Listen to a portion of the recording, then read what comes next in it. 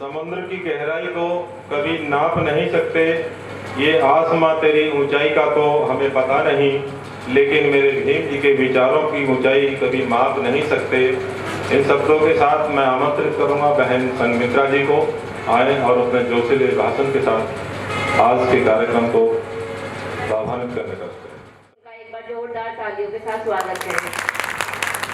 और सबसे जैसा कि मेरा हमेशा बोलने से पहले मेरी एक फॉर्मेलिटी रहती है कि मैं मंच से अपने माता का और पिता का बहुत शुक्रिया करती हूँ कि आज उनकी वजह से मैं आज यहाँ पर हूँ।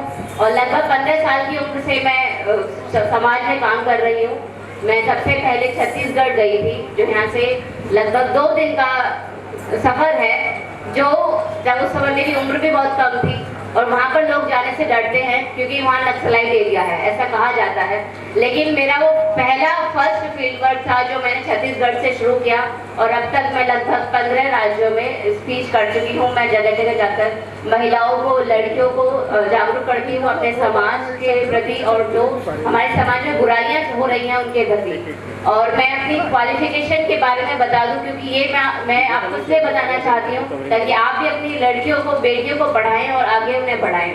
मैं BA LLB MA मैंने किया है और अभी मेरा 2nd MA चल रहा है इन साइकोलॉजी।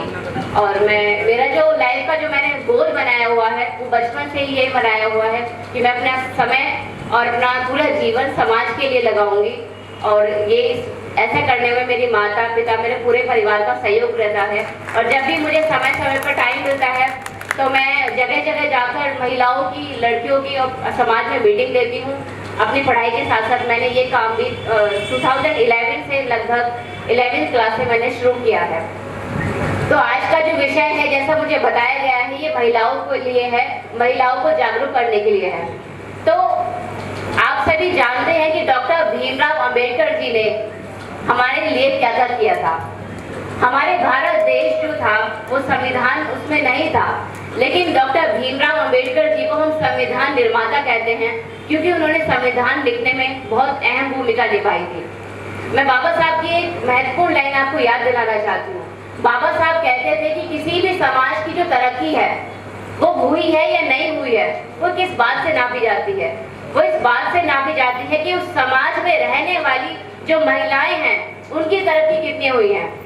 तो आज हम देखते हैं कि आज भी हमारे समाज की महिलाएं जो पढ़ी लिखी हैं उसके बावजूद भी वो कहाँ पर हैं? अंधविश्वास में हैं। वो अपनी पढ़ाई से ज्यादा किस पर, एक जो ऐसी शक्ति है जिसको हमने कभी देखा नहीं है उस पर विश्वास करती हैं। आज भी हमारी पढ़ी लिखी महिलाएं अंधविश्वास में रहती हैं, तो ये एक उनके अंदर जागृति नहीं है, इसका कारण है। तो डॉक्टर भीमराव अंबेडकर जी का महिलाओं पर बहुत विश्वास था। आप जानते हैं कि पूरे इतिहास में बाबा साहब के अलावा कोई ऐसा इंसान नहीं है जिसने महिलाओं को आगे बढ़ाने के लिए उन्होंने अपनी नौकरी तक छोड़ दी थी। और इस भारत देश में जब संविधान नहीं था तो आप जानते हैं कि हमारे देश में मनुस्मृति थी जिसमें हमारी जो महिलाओं को 2ym दर्जे का माना जाता था। उनको पढ़ाने का कोई अधिकार नहीं था।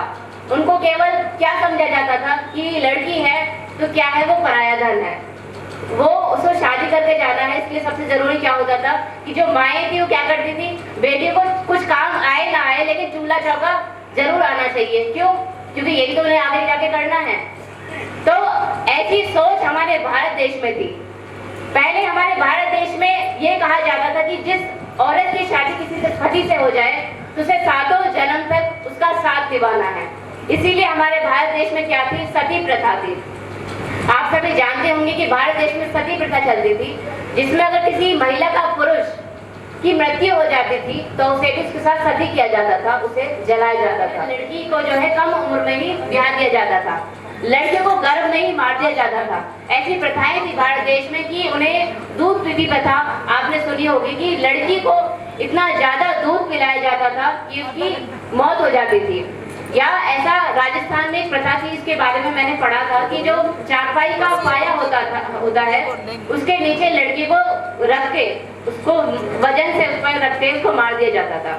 तो इस तरह की प्रथाएं हमारे भारत देश में थी। लड़कियों को कुछ समझा ही नहीं जाता था। लड़कियों को तो ये कहा जाता था कि वो तो पराया धन है, लेकिन जो कुल का जो नाम है वो कौन रोशन करेगा? वो लड़का करेगा। ये रिवाज पहले भी था और मैं देखती हूँ कि आज भी है। आज भी गांव में जो हमारी महिलाएं हैं, अगर उनके घर पे 2 लड़कियां हो जाएंगी तो ये प्रेशर महिलाएं डालती है। ये मैंने कहीं पे रिसर्च में पढ़ा था कि जो प्रेशर डाला जाता है वो महिलाओं पर ही डाला जाता है कि अरे एक लड़का तो होना ही चाहिए। क्यों होना चाहिए? क्योंकि लड़की तो चली जाएगी और लड़का आपका यही रहेगा, तो लड़का होना चाहिए। तो ये जो दबाव है, सामाजिक दबाव, ये एक महिला के ऊपर डाला जाता है। लेकिन बाबा साहब ने इस भेदभाव को खत्म किया।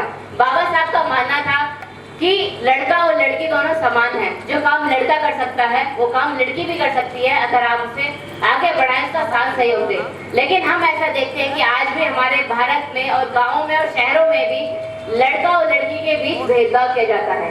लड़की को कम पढ़ाया जाता है या केवल उतना पढ़ाया जाता है कि उसकी शादी अच्छे लड़के से हो जाए और दूसरे घर चले जाए।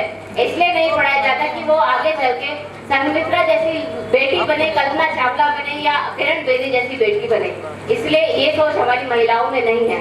तो आज 14 अप्रैल के दिन मैं आप सभी से ये अनुरोध करती हूँ कि आप सभी के दिमाग में जो लड़का और लड़की का भेद है, आप इसे खत्म करें। अगर आप डॉक्टर भीमराव अंबेडकर जी को मानते हैं तो उनकी बातों को मानना भी हमारा फर्ज है। क्योंकि बाबा साहब ने कहा था कि मेरी जय जयकार करने के बजाय जो मेरा काम है, मेरे जो विचार हैं, उन्हें आप आगे बढ़ाएं, उन पर आप अमल करें। लेकिन आज हम क्या करते हैं? डॉक्टर भीमराव अंबेडकर को जानते हैं, लेकिन जो उनके विचार हैं उन्हें अपनी जिंदगी में अमल में नहीं लाते। तो आज मैं आप सबसे ये अनुरोध करती हूँ कि अपने घरों में जो हम लड़का और लड़की के बीच जो भेद करते हैं, लड़की को जो हम कम मानते हैं, वो आज से उन्हें कम आंकना बंद करें। क्योंकि डॉक्टर भीमराव अंबेडकर जी को भी एक माँ ने पैदा किया था, बुद्ध को भी बनाने वाली एक माँ थी, शिवाजी को भी बनाने वाली एक माँ थी। तो कोई भी परिवार, कोई भी पुरुष अगर आगे बढ़ता है तो ये पूरी दुनिया का इतिहास है, उसके पीछे एक महिला का हाथ होता है। क्या आप नहीं जानते कि डॉक्टर भीमराव अंबेडकर जी को आज हम जो याद कर रहे हैं, उनके पीछे उनकी पत्नी का कितना बड़ा हाथ था। उनकी पत्नी जो माता रमाबाई थी, जब बाबा साहब विदेश गए थे तो माता रमाबाई ने घर संभाला था। इतनी गरीबी के बावजूद भी उन्होंने पूरा घर संभाला और वो दूसरों के घर जाकर उपले पालती थी।